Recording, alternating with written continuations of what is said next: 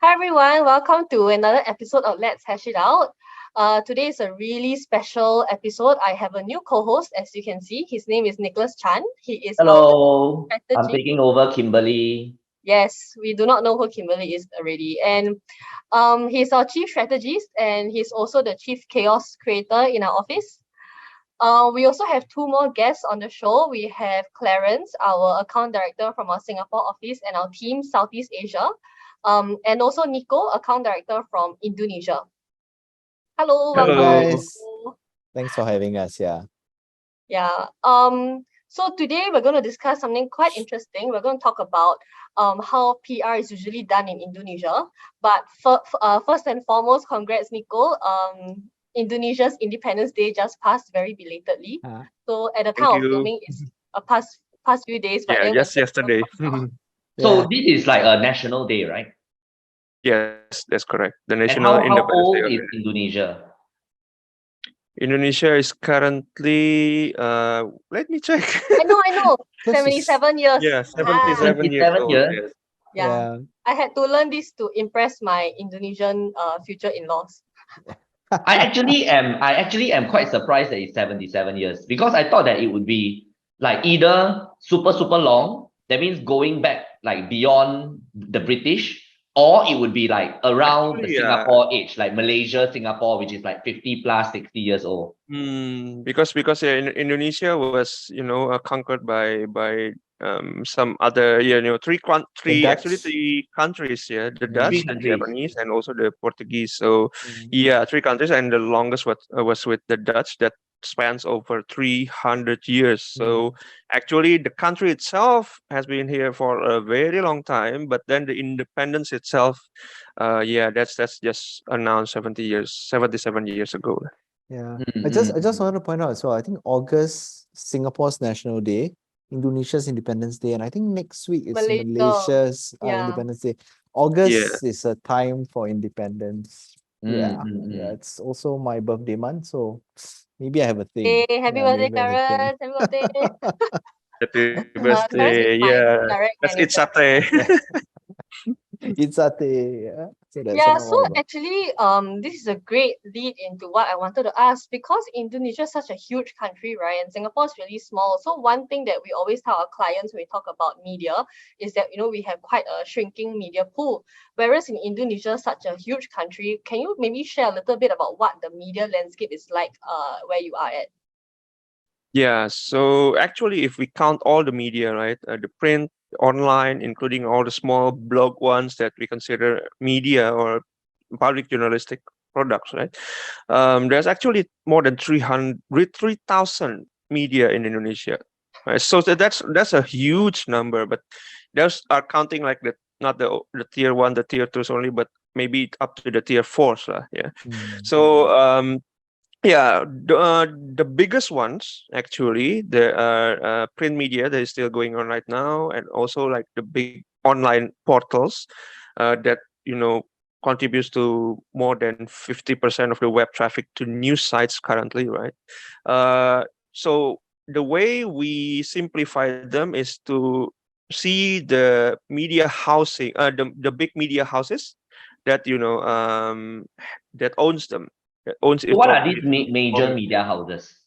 What Yes. are some So of the them? major media houses there are 6 media houses actually in Indonesia, Okay. the most prominent ones, right? For example, like the Transmedia Corporation, the Transmedia, for example, owns the TIK, one of the biggest online portal in Indonesia. There's also CNN, CNBC Indonesia. So those are like licensed from the global media, yeah. And then there's also Kompas Group, one of the oldest and the most prominent like media group in Indonesia. Kompas is actually they have been here since like the Independence Day itself, so the oldest one, right? And they have so many media under them, including like some of the biggest print publications. Just now you asked about you said like CNN and CNBC. Do they produce like local programs, or is it just like syndication from the international like CNN and CNBC? So you have like Anderson Cooper Yes. on it. So syndication usually is have to be translated into bahasa Indonesia because in Indonesia, people in Indonesia don't prefer news in English, right? If it's the news is in English, then it needs to be like translated, subtitled, or even, they need to translate it spoken to bahasa Indonesia. So those kind of contents are actually quite a few. For the only for the breaking news ones, right? But not like the if a global brand do a press release or the events announcements in other countries, they don't usually translate that into Indonesia. They don't usually syndicate that type of content. Only the global politics news, things like that lah, in Indonesia. But So like mostly they do. A Joe Biden visiting or something happened big like war, Yeah, they will like report. like like the big political issues with Russia, Ukraine, right, and then Okay. maybe China, Taiwan, and US. Those kind of things actually get syndicated into Indonesia, but like the brand announcements, launching of new products in the other countries, not really, syndicated here. A lot of the contents are they produce it themselves in Indonesia locally for Indonesian audience only. So the thing is, a lot of these, local CNN, CNBC content doesn't get, you know, uh, to go global from here. Usually, that's a very, very rare occasion that the CNBC global one syndicates from Indonesia. That's a very, very rare occasion, except when it comes to, like, for example, some of the presidential announcements, right?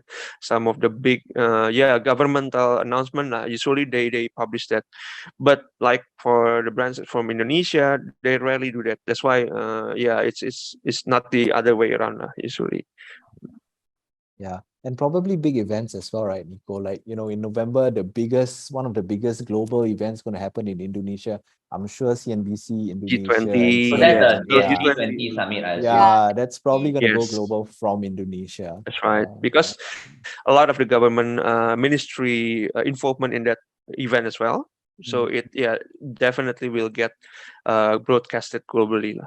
Actually, if you come to think of it, right, this year it feels like the stars are aligned for Indonesia because a lot of these international conferences have seemed to have been happening in Indonesia. I think back in March, there was another summit, I think in Bali, March or April, right? And then we are talking about G20 summit in November. So why do you think what do you think this signals, right? Is it, Indonesia is always in the news, but it seldom is, the market that hosts these things, right? Usually they are like in Hong Kong or in Singapore. So why do you think that, there's a shift in this? Yeah, so a lot of these conferences, international events happening actually usually quite isolated to Bali. So when you say it's happening in Indonesia, it's actually in Bali. So I that's also do my a own lot of, conference in Bali. Yeah. Yeah, I'm yeah. sure. So Yeah. a lot of the foreign people from other countries, they usually the first thing that came into their mind when they hear about Indonesia is, oh, Bali, I know, I've been there for event somewhere. So Bali has become this like global convention center for them. But the truth is, like, Jakarta is actually the capital, but there are differences to how accessible Jakarta is compared to Bali, right? In terms of like in terms of like some of it, like the culture in the pandemic era when everything is on lockdown, for example, right? Last year, for example, Bali is more open with their airport guidelines and immigration compared to the cities in the near Jakarta, for example, because the government puts really high emphasis on tourism. That's why Bali is considered as one of this special area that have its own priority when it comes to tourism. Also, that's why Jakarta, for example, is a city with this so many things going on, including the government offices, right, and including the businesses is headquartered here in Jakarta. So they kind of avoid the risk. The government try to avoid the risk if anything, right? And in the pandemic era, a lot of incoming tourists or maybe businessmen to Jakarta, then when there's an outbreak, right? And then the government and the businesses will get crippled again. That's Yeah. why Bali is considered as one of the more open in that sense. Yeah, that's why it's also the most favorite lah, because it's close to the beach, right? If you go to Jakarta, then after the conference you want to go to the beach, you cannot, right? If you go to the beach in Jakarta, you will be faced by a really bad smell everywhere, like smell of fish, and not the good kind. And also, like, you see that the ocean is black, not even blue. There's this, exoticness about the Bali's natural environment that So is still Yeah. I So mean, you very mentioned cool. about Bali, and I know that for a fact that for a long time Bali is known as sort of like a place where a lot of digital nomads, right? And especially digital Yes. nomads, meaning that actually a lot of even startup founders, they start their startups there and they're based remotely there, right? And a lot of them are, let's say, Australian, or they're from Western countries. Would you then say that Bali is that tech hub in Indonesia, or is it actually not? Okay, Where so are all these like tech stuff happening? yeah, so the tech startups, when like in the very initial stage of startups, usually when it's consists of the founders, right, a small group of 2 or 3 people starting the business, right. Bali, first and foremost, the cost of living there is lower compared to the Jakarta, right? Mm. So the cost of operations is actually lower there. Also, like the offices, right? It has this kind of eat, pray, love feeling compared to Jakarta, which is more formal. And when you're still a very, very like budding startup, very, very start initially, right? You don't need all the formalities. You don't need that yet, right? So usually they try to be more creative in an environment that you actually catalyzes those creativity, right? Less formal, more flexible. They can connect with many other third parties, with any other companies or startups, right? In a very lax or late back situation, right? Compared to in Jakarta, the traffic is so bad that when you need to meet someone, maybe it's an hour or so away, right?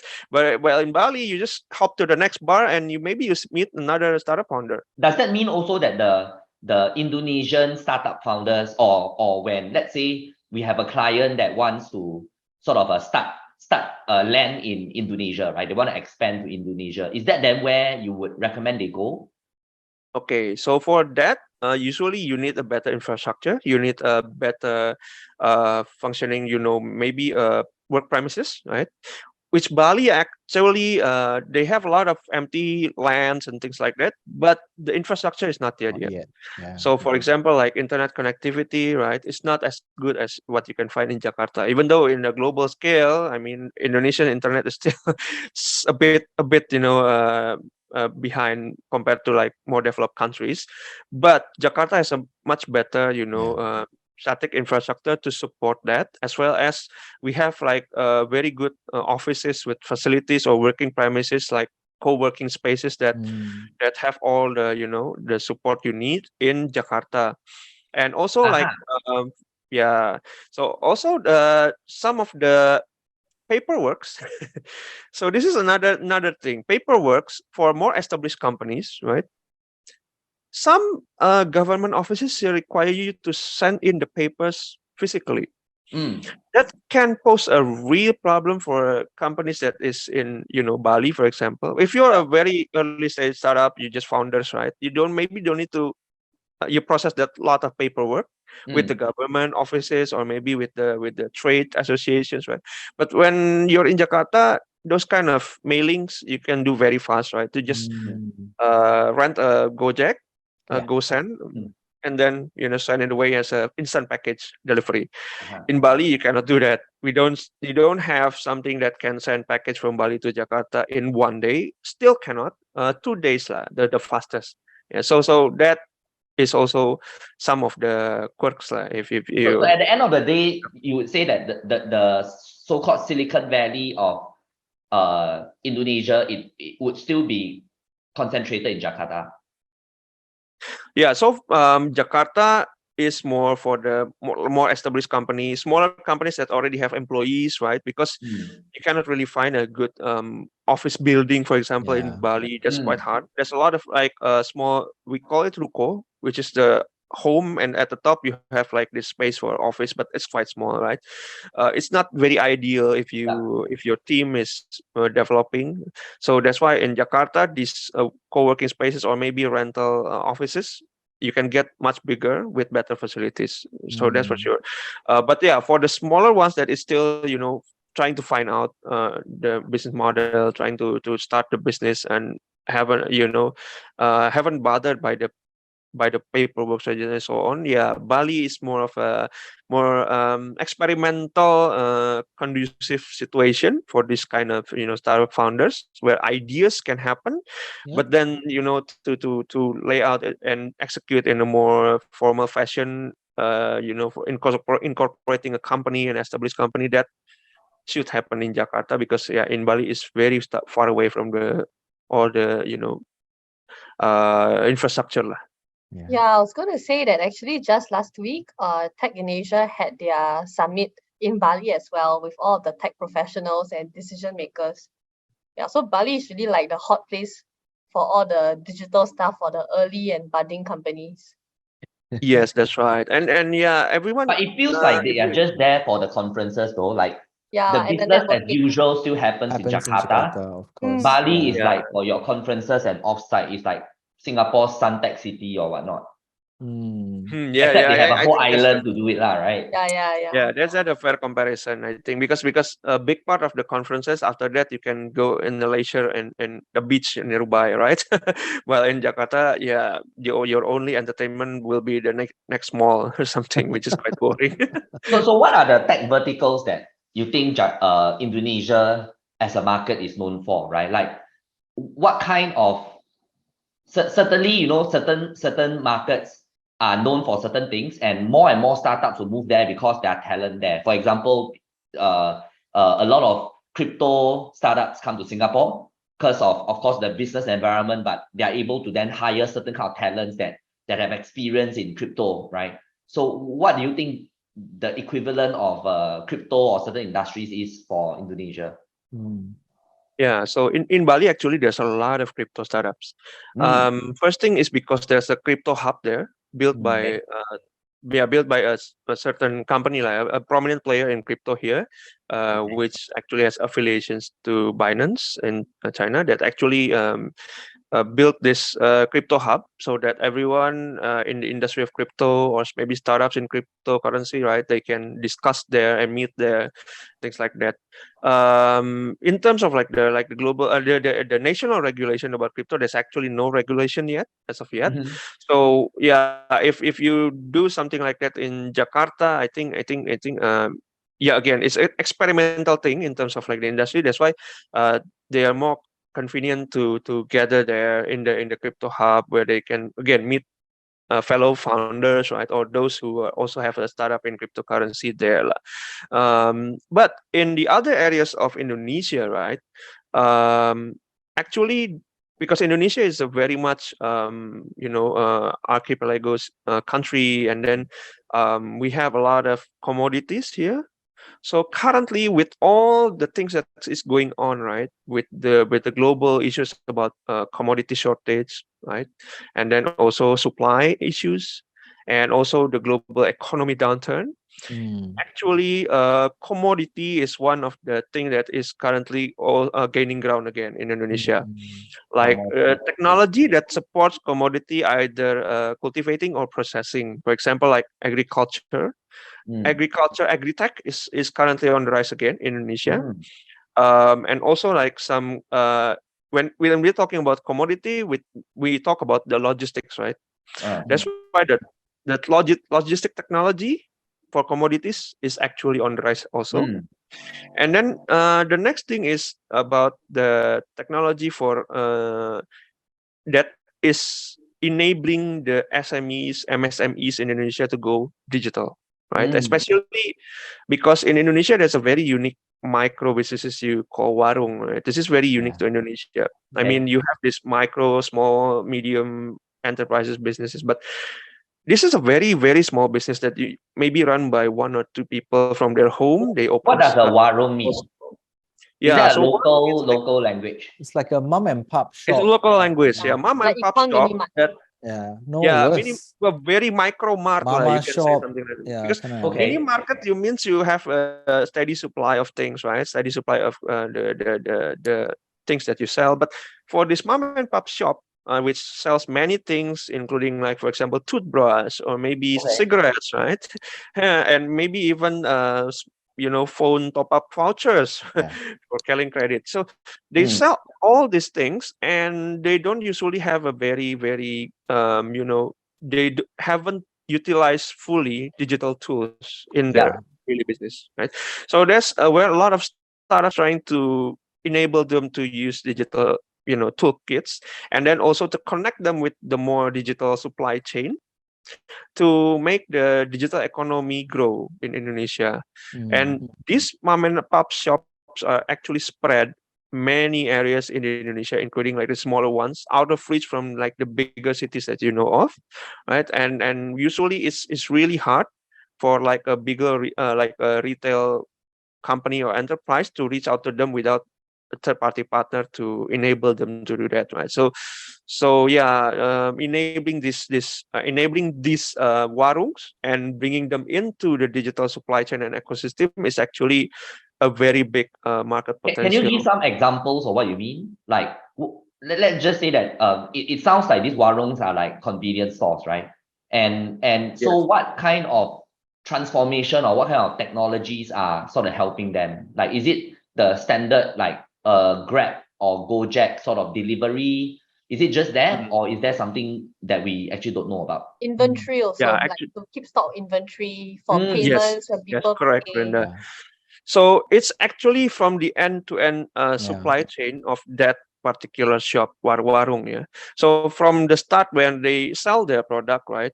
The platform or the digital tools usually provide them means of receiving payments through digital QR, for example, right? Or maybe Mm. using digital wallets. Previously, maybe they don't have this digital wallet, or maybe their phone is so old or so cheap that they cannot install each of the different payment providers in Yeah. Indonesia and maybe create a banking account for each of those. But there's like an aggregator system that aggregates all this payment system in one Okay. simple, payment platform, so that people can buy the stuff, maybe buy a pack of toothpicks, right? And then they can just point to the QR payment, and then the entire payment ecosystem will be, they get the result in aggregated in one uh, Mm. settlement for the warung itself, right? So this kind of technology, and then connecting it to the POS, point of sale system, right? If you're talking about payment, you have a POS, point of sale system. The point of sale system will then connect them to a wholesaler, right? So to be able to use this POS system, usually you need to like input your inventory, current inventory, right? The pricing that you suggest for selling these products, right? And then how many you have in stocks, right? Like Brenda said. So once you settle with the payment digitally, and then the platform will know how many stocks you have, and then provide recommendations using artificial intelligence, usually that, hey, you are running out of maybe soap stocks, yeah? So then the application can connect the mom and pop shop or the warung to a wholesaler.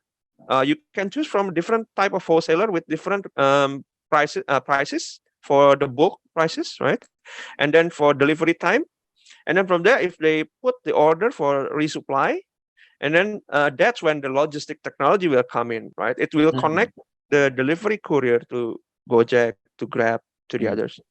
So Yeah. this is a whole ecosystem in itself, and these are the things that technology companies currently trying to solve, because Mm. there's probably millions of this warung in Indonesia, and it was something that previously, out of reach even to the government. They have this kind of association that give trainings to Mm. warung, or maybe give them awareness about digital, right? But they cannot really, you know create the tools for to doing that, and that depends on like third parties like startups that can solve that problem. Clarence, this is what you are seeing as well, since you've been sort of double teaming with Niko and helping sort of clients go Yeah. into Indonesia. Like, what kind of businesses are going into Indonesia? Look, I think a lot of us forget, especially if we sit in Singapore, that Indonesia is huge. We're talking about hundreds of millions of people. Yeah, We're talking and about that's why they land want to go there, sizes. right? At the end of They the day, it's do, the most right? But populous country in Southeast Asia. exactly, and I think sometimes internationally, Indonesia gets a bad rap. It's either Bali or most populous Muslim nation, and kind of that's about it. But it's one of the regions where one of the countries really, it's huge.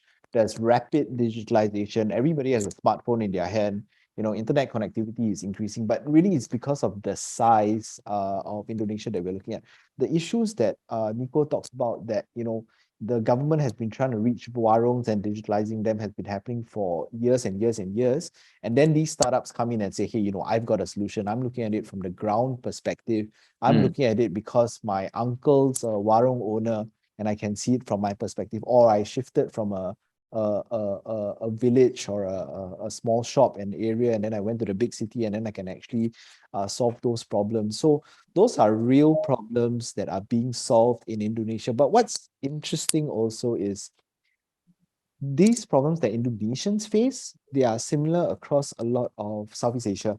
Philippines, for example, a lot of similar mom and pop shops, similar archipelago problems, similar distance problems as well. Similarly, almost everybody has a smartphone in their hand, right?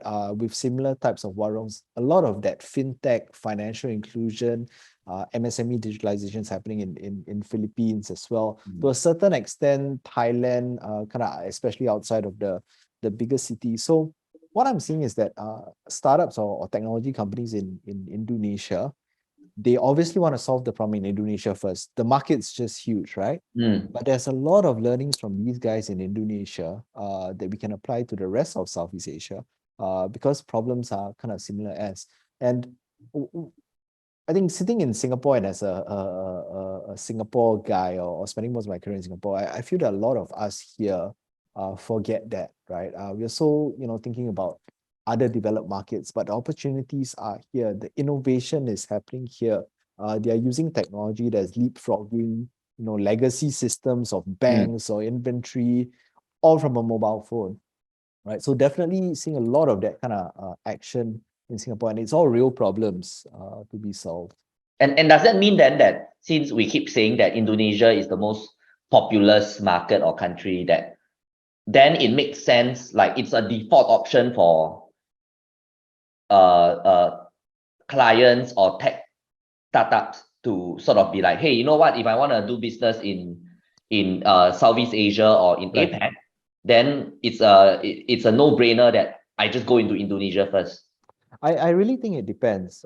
If you want to solve, if let's say you're a company that wants to solve the warung problems, you going it alone yourself as the first market in Indonesia, competing against a homegrown brand and a homegrown company with home ground advantage, I'm not sure, right?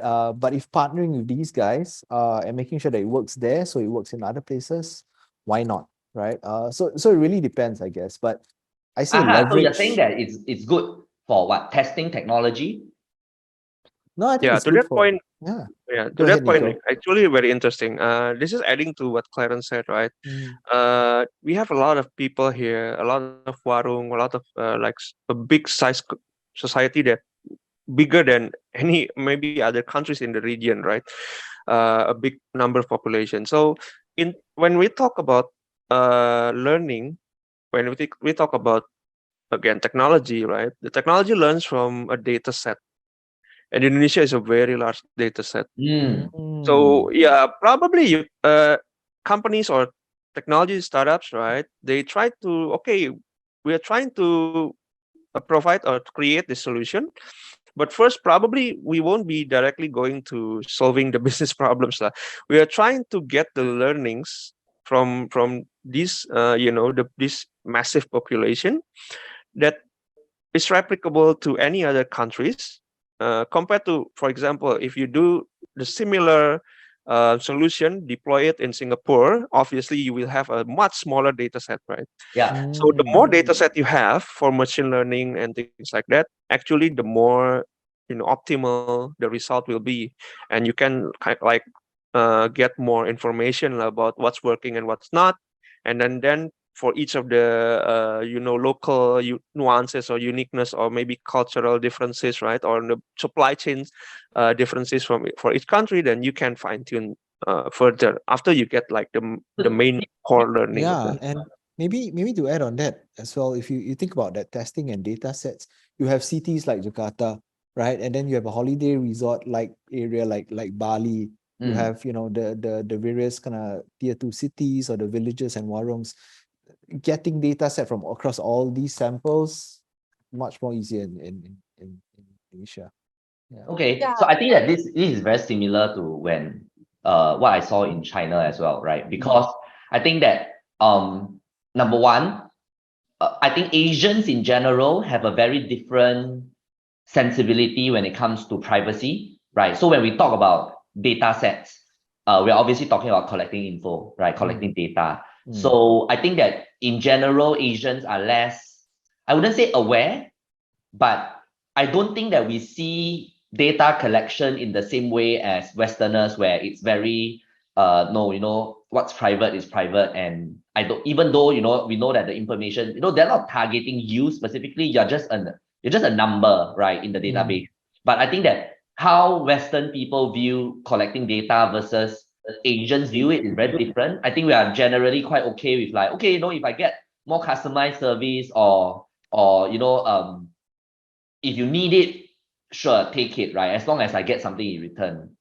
Yeah. Yeah, And yeah. That's why things like, for example, gamification, loyalty programs, those works very well in Indonesia because, yeah, again, as you said, right, in Indonesia and maybe in other similar Southeast Asia or Asian countries, um, if they offer, benefit in exchange for a part of their data or behavior, they usually, yeah, it's free, so why not take it, right? But yeah, we all know, we in the industry know that when something is free, then you're paying it with it's not really another free. You form, are the right? You're Yeah. paying product it lah. with your If it's data. free, you're You Not the are the really free. product. So Yeah. yeah, so I don't think that awareness of or knowledge is there yet for a lot of these people. Also because of the education level, things like that.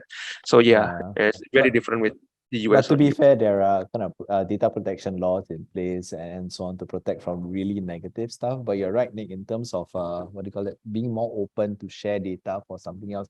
And I also like to add, mobile smartphone penetration in Indonesia is massive, right? And rapidly increasing as well. And interestingly, it's more mobile first, or sometimes even mobile only in terms of internet access. Us in Singapore, for example, sometimes rely on our laptop, desktop, or whatever. I'm sure, Nico, you agree with me. A lot of Indonesians, sometimes it's mobile only for the internet access. No computers, no laptops, no nothing. And that also means, the ability to get data from geotagging or geolocation. That's a area where the mobile phone itself as a device can contribute so much data, because a lot of life happens on the mobile phone. Yeah. I think that's a nice perspective, because I think that the established and sort of like the reason to go into Indonesia feels like, okay lah, there's a lot of people, and thus there's a lot of money to be made because there's a lot of people, right? But actually, I think that what I've learned from the conversation the last 10 minutes is that actually, if you are a business, a tech business that needs large data sets and that thrives in large data sets, obviously not all tech companies sort of depend on that. Then maybe, even beyond the financial incentives, it makes sense for Indonesia to be that market that you want to land in, even if there is stiff competition. Yeah, and I think one thing I would like to add is there's the ability to try new things as well. I used to work in a bank, so I'm a financey guy, right? So financial inclusion is a topic that I'm personally interested in. And I've been speaking to startups and companies who talk about financial inclusion through alternative data on your mobile phone. For example, you want to get a credit card in Singapore, you send your, what do you call that? SingPass, you send out your Right. The CPF. government will tell them how much we earn, etc. Exactly. But it's all based on data such as pay slips or CPF or stuff like Yeah. that. The guy staying The in the village, official, so-called official, official yeah. forms of data, right? Exactly. But a guy staying in the village who forms, the majority of Indonesians, he has a smartphone, he doesn't have a pay slip. He's not able to submit data on his home loans or his overall, loan expenditure, for example. You know what they're doing right now? They're looking at how you pay your mobile phone bills on time. They're looking at how often you top up your mobile phone. Are you in debt? They're looking at your purchase behavior, for example, on e-commerce sites. And then they say, okay, right, this guy pays his bills on time. This guy is healthily earning money and spending money. This guy is worth lending money to, right? And that's something that has never been done before because there never was this kind of data to analyze. Nobody even thought about using your, how often you buy bubble tea. I'm just making things up. To say that this guy has money to pay, right? And those are interesting things that you start off in Indonesia, but there are similar, potential opportunities in the Philippines or maybe even beyond Southeast Asia. And these are real problems to be solved. And that's why people are actually thinking about solving these problems. Yeah. Yeah, and that actually from the big supply chain thing that I mentioned, right? There's still a lot of gaps to fill in, and a lot of the companies still, we don't know what gap there is, right? Because it's just very massive. For example, even logistics, right? For logistic, like every logistic tech company is trying to solve like the last mile delivery, how to make it more optimized. And then, for example, in fintech, right, they are fine tuning to going micro into the, for example, calling credit, right? Even they in Indonesia, I think you don't have this in other countries yet, but in Indonesia, it's the first country where mobile operators actually can lend you calling credit, and then you Right. can pay it in the next Right. month. Right. So it's actually lending calling credits. yes. So it's actually a buy now, pay later scheme, right? Okay. But Right. with calling credits, and it goes as low as 5,000 rupiah, which is how much is that? Like 50, 50 50 cents? cents? Yeah, Yeah, about 50 Is that cents. USD or what? Like 50 cents sing. 50 cents Yeah. sing. Sing. Yeah, so which is that's like Yeah. So 20 cents USD about there. 20 to 30 cents Yes. USD. Yeah. Yeah. So this mobile operators can lend people as low as that much coin credits, right? And then they enable these people to pay the next month, or if they are not meeting that, then accumulate the interest, things like that, and that becomes a whole new like fintech space as a result of these mobile operators innovating to gain more revenue sources. So yeah, like things like buy now pay later. Previously there's a buy now pay later for e-commerce, right? But now there's a buy now pay later for physical retail as well. And then there's a buy now pay later for pre-ordering business, or maybe we call it just tip, which is actually when you ask somebody else to buy a product pre-order style from other countries, you brought to Indonesia, hand carry, right? So you can also do buy now pay later for that. So that's like a lot of variations in there. Everyone is trying to solve different kind of gaps or maybe opportunities that is in the market, and there's no better way to experiment that in such a large data set of population. Yeah, so hearing you guys share about, like the business landscape in Indonesia, all the different tech verticals, right? It's very interesting. And I wanted to know maybe from a commerce perspective, right? Because as a business, we are a commerce agency that solves business problems, right? So I want to find out, are there differences in how these different businesses under the different verticals in the way that they approach us for com support? Like, are they the kind of questions that they ask, the kind of needs that they have, are they very different, or actually they're quite similar? Yeah. So when it comes to comms, actually, there's a lot of differences that is related to relationships, nuances, cultural nuances, and things like that. The relevant local issues to consider, right? So those are usually the most and also the media landscape itself. Like I said, if you compare the sheer amount of media in Indonesia, yeah, compared to the other countries, obviously the number is much larger, but the segmentation of the media, for example, is very different. Like for example, Mm. in Indonesia, we don't really have that much B2B publication. If you're a B2B company, for example, right, you have to develop a B2B story that can resonate with like the Mm. B2C media segment, Mm. for example, right? Mm. So you need to talk in a way that relates to the issue they care about, but you still tell your B2B story.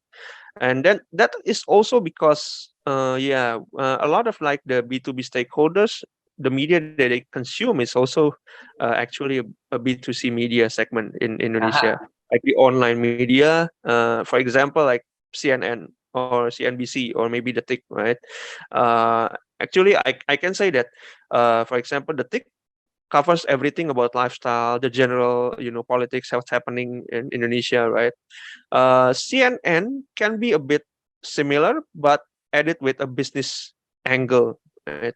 And then CNBC is more to the enterprises, but sometimes the stories that resonates to like the B2C audience, when it has a very businessy angle, then CNBC can pick that up. Mm. Other, for example, mobile phone launching, right? Or maybe a consumer technology launching.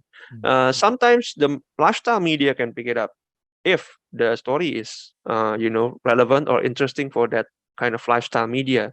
So yeah, so there's actually the very different type of storytelling required to I reach out to think the. I think what you just said is something that I've been advocating all along, which I think that B2B clients don't get, which is that I somehow feel like when clients come to us, right, they somehow in their minds, when they think about, hey, who is your target audience, right? If let's say your target audience is the corporate guy, right? In their head, it is a guy that sits in the stock photo with a tie, with a briefcase that's stuck in his hand like a Lego guy, And Pointing at the graph, even when he, going up. yeah, and even when he's asleep, he's in his suit and tie, and the briefcase is still in his hand. I think that we forget that our target audience, even if this is a business to business or so-called B2B sort of an engagement, that these people get off work and they are very much consumers themselves as much as they Yes. are a CFO or CTO or COO. And even when they are in the office, just like us, they would be browsing Facebook, or they would be Yes. looking at Instagram when they go to the toilet for. So I think that what I'm trying to say is that clients forget that approaching them like humans instead of, again, that guy with the suit and the briefcase stuck in the hand is actually the better way to go than your typical, like, hey, let's do something like super business to business related, right? Which Mm. usually translates to boring or Mm, stuffy. Yeah. Yeah. Yeah, like yeah. I don't know, what do you think of that approach? Because I don't think that clients get it. I think I agree. And if you think about how individuals consume media, we are business people too, here in this room, right? We make business decisions. But how we consume media, not every day we want to learn about the recent developments in communications or up to speed. Yeah, We also want to be entertained, right? We yeah, want to understand trends or how the world is moving, the way it moves, for example. And what Nico is telling as an example of B2B stories can be talked about in a way that appeals to the consumer. That's yeah. true as well, right? Because it's not the guy reading industrial automation magazine every day, 24 hours, even when he sleeps. Before he sleeps, he scrolls Facebook. He wants to be entertained, right? He wants to know what's the latest development, but how does that affect me, right? Mm. Why do I care? I'm not at my job right now. So I think even though the media landscape is as such in Indonesia, the key concepts remain the same. It's about relevance. It's about getting a certain message or changing a certain perception. It's Yep. just a little bit more different when we look at the targets, if you will. Mm. But the methods are the same. Mm. Yeah. Yeah, and I think there's no better way to approach that from a point of view that how we see like that map it into a journey for Yeah. each of the audience involved, right? And for different part of the journey, or different part of like even the time of day, they can have different preferences of media segment that they uh, yeah So consume. obviously what you want to do is hit them throughout the day, not just when they are at work with their coffee and the newspaper. You Yeah, also and want I to Yeah, think hit that's them correct. then, yeah, maybe someone closer to the ground like me when we do the actual pitching, right? I think I agree with the whole like we are consumers at heart, even though we are on the B2B sort of in the business way, right? But deep down I'm a consumer and I can be reached through consumer means as well, like your lifestyle articles and all that. But I think where the challenge sometimes comes in is that weaving your clients or the businesses key messages into one that would fit the interest and agenda of consumer media. I think that's where the challenge comes in sometimes, but I wholeheartedly agree that um even if I as a PR person, when I read like marketing interactive is not the only way to reach me, because I'm also on like the work salary man. I'm also on 8 days. So I think that's a very true I would say insight, because I think we compartmentalize everyone's role so well that we forget that actually it bleeds across all of this. But yeah, I think that's where the difficulty for me lies when I try to pitch a story beyond the sort of department that my client's business falls under. And this is us, telling sort of like sneakers, maybe you should be on Computer Times or Business Times, so if you're looking to be on Business Times, maybe you should look for us. Yeah. Yeah, so unfortunately we're actually quite close to time, but I think maybe just to end off, right? Maybe Nico, you can share with us what is one misconception about maybe doing PR in Indonesia that you wish not just clients know, regional clients, but even people like your hub team like me and Clarence know about, what the landscape is like. Yeah, so because Indonesia is very prioritize relationship, because that's part of the culture, right? When you go to the media and the brand or agency relationship is not purely transactional. In other country, maybe it's very formal. Things are very formal, and maybe when you pitch them, you put a formal letter, right? But in Indonesia, a lot of those pitches and stories need to be pitched in a more relationship way, like relational way, that we build this relationship with them, right? And then like for example coffee chat, yeah, that just really Okay. works in Indonesia. Yeah, so and also things like we give them appreciation, for example connecting to them, giving a gesture when there's maybe a celebration or religion celebration here in Indonesia. That's actually the customary here. So relationship are more complex here, much related to the cultural differences with other countries. It's not transactional, it's not formal, and there's a lot of media to consider. So a huge number of media actually. So that needs to be taken into consideration. We cannot just blunt fire everything with just one announcement. We need to do different kind of announcements, Yes. tailored to different kind of segments we want to reach, different kind of demography, different kind of geographic location even. So yeah, a lot of things to consider. But the more you do your communications in the country, the more you know the nuances, the differences that you can anticipate, and how to effectively do the communication and enter the market lah. Yeah. And if I may chip in on behalf of kind of the regional view or companies that are trying to get into Indonesia from a regional perspective, what Nico said is important. And about relationships, although we in Singapore or any of the other hubs don't have relationships in Indonesia, what we can do as clients as well, we give them news they can use. Exactly Okay. as Nico said, right? One press release just putting it into Indonesia, or one LinkedIn post putting in Indonesia, it's not going to fly.